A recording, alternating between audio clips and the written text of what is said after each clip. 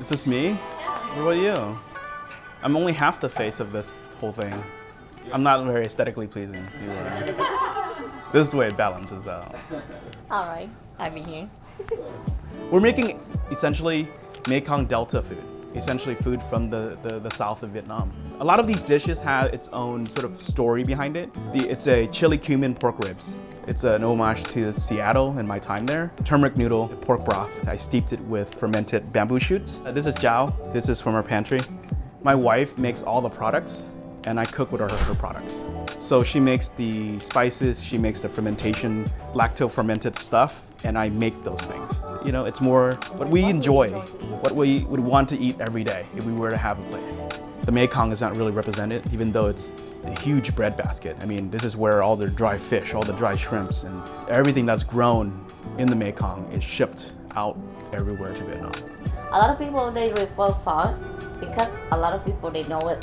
But like we have a lot of things, it's really underrated. When we have it here, they taste like pho compromise. You know, a lot of the foods here are trying to, you know, fulfill a lot of people's need and expectation, but they're not focusing on this region that we just really love and where our family's from. What we're cooking today is not really Mekong food, right? I'm just saying it's strange.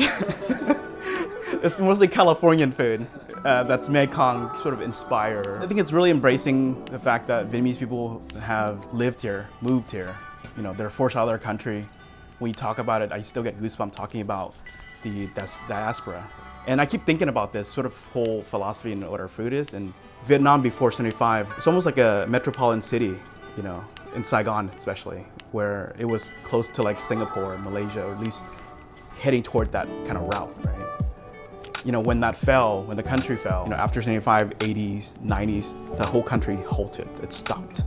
We don't have any creativity, all the artists left, they either go to prison, die, or, you know, doing something that they have to do. And so when they moved to the US, people kind of compromise that and just say, you know, I can't afford to do that.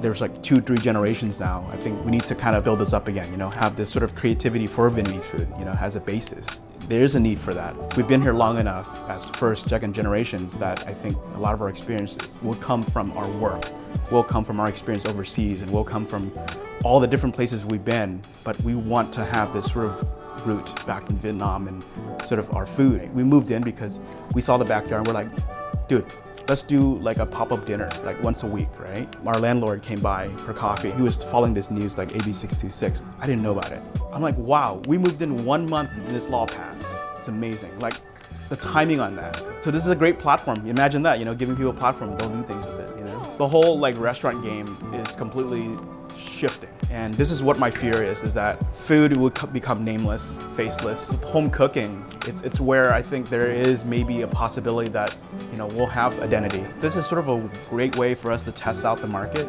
test out what we want to do, give people what we think is the best version of this thing that we can make. And with heart and soul. With a lot of heart and soul, yeah. Thank you.